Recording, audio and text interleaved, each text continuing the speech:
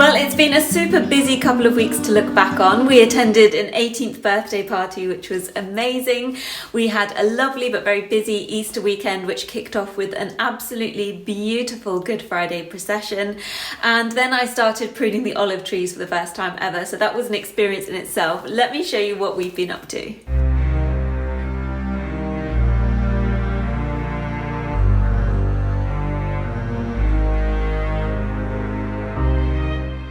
We had to wait an hour after the Mass for the procession to start because the car carrying the band had broken down somewhere, but we finally got going and there was a wonderful turnout, which was really nice to see.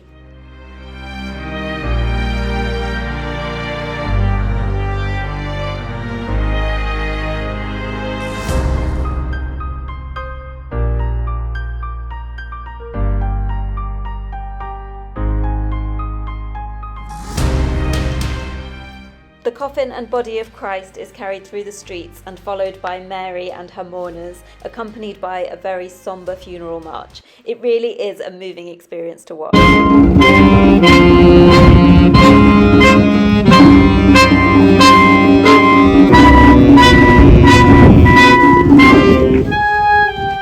Easter Day came around quickly and it was time to decorate the table and get ready for my big menu of several antipasti, these homemade ravioli, a leg of lamb and a selection of many Easter desserts. Good morning, it's Pasquetta here today, or Easter Monday if you're in the UK, and it's a big celebration here where generally you will pack up all of your leftovers from Easter Day and either head to the seaside or the mountains to enjoy some time with friends.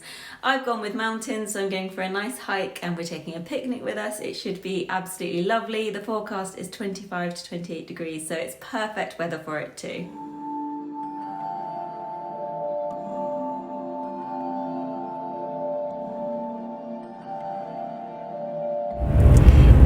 Now, and the glorious sunshine has given way to some torrential rain, but it's still pretty warm, so I can't complain. I've had a massive craving all day for a steak with peppercorn sauce, so we're heading to Montesilvano to try out a restaurant there that was recommended to us.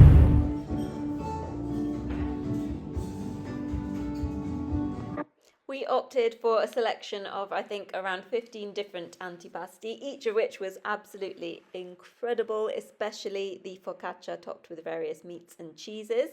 And then I had my head turned. Instead of going for the peppercorn sauce, I went for a marsala sauce, which I have to say was even better. Highly recommend this place if you're ever in Montesilvano.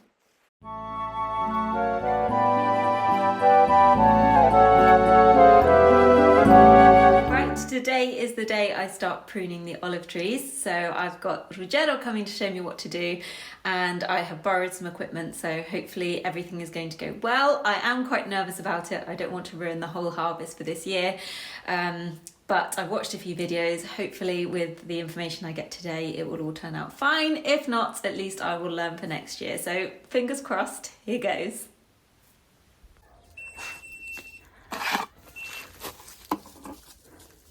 Guarda, tipo questo qua non serve.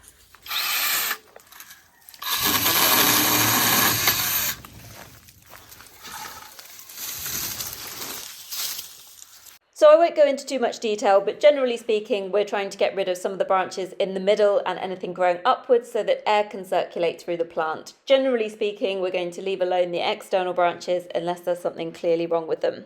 Now, I'm no expert on this, so please don't follow my advice and do your own research if you have your own trees. Tabitha was really enjoying watching what was going on, but unfortunately she was in one of her psychopathic, head-banging, door-breaking moods, so we had to put her back in her pen.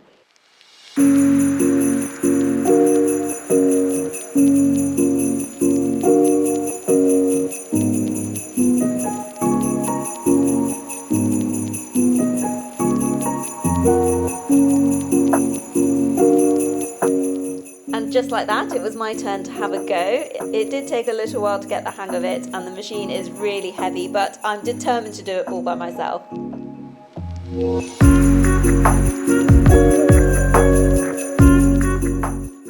Right, I'm just having a little break now for lunch.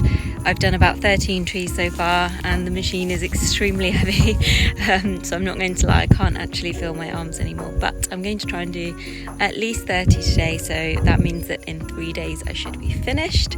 I've learnt already that you need some kind of eye protection, so after my break I'm definitely going to wear sunglasses because my eyes are just full of wood shavings and leaves and all sorts.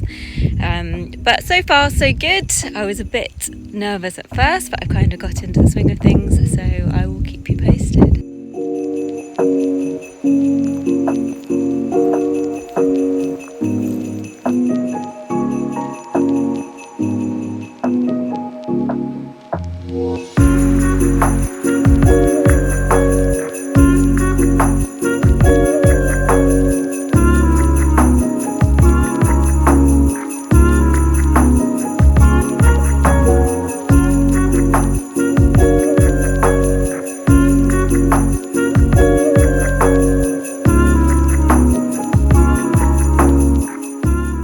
As I've gone up the slope, I've realised that the trees need a lot less pruning than the ones down at the bottom, so I've been getting through them much quicker than I thought I would.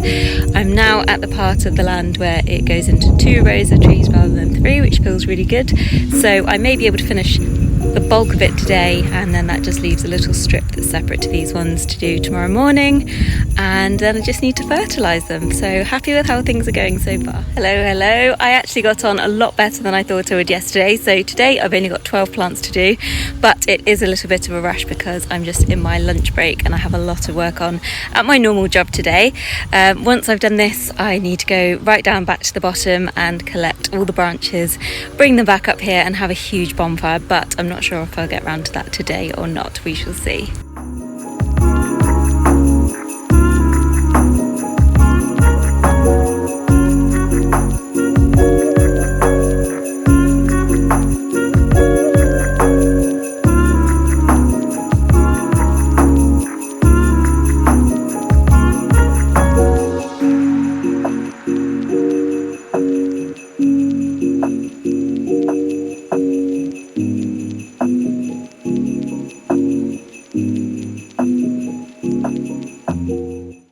So it's been 3 days since I finished pruning the olive trees, and today I'm going to make a start on burning all of the branches.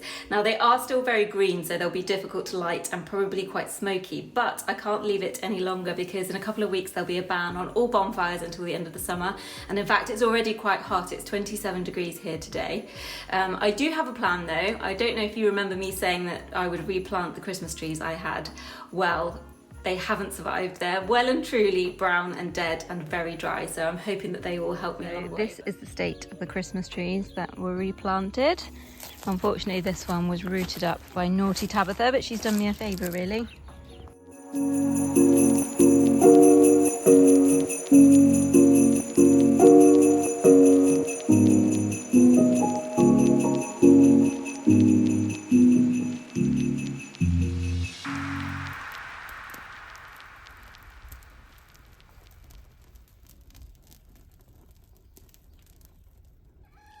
Right, the bonfire is finally out. It probably wasn't the best idea to burn those branches when it was 27 degrees outside because it was like a furnace out there, but it's done now and I'm on to the final stage of the pruning process, which is to fertilise the trees.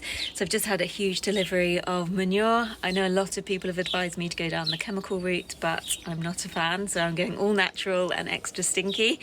I need to account for around 2 kilos per tree, so I'm going to weigh that out and get cracking.